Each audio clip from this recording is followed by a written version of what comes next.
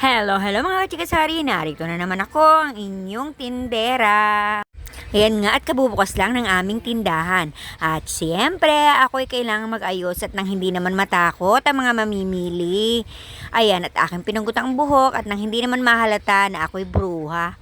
Hehe! At syempre, matapos nga ayusin ang sarili, ay aayusin ko naman ang lugar na aking gagalawan at i-istambayan para naman maliwalas. At alam nyo ba, na dyan na rin ako nag-aalmusal. Dyan na rin ako kumakain habang nagbabantay ng tindahan.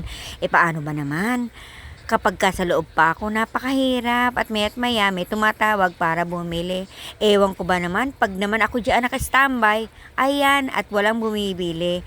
Para bang ako'y inaasar ng mga mamimili. Joke lang, tis! Hehe! At muntik pa nga ako mabinlaukan dyan. Ayan, at nahuli kasi ang kape. Kakapiraso na lang ang tinapay nang ako'y madalhan ng kape. O siya, sige, bantay muna ako. Lang, bye-bye!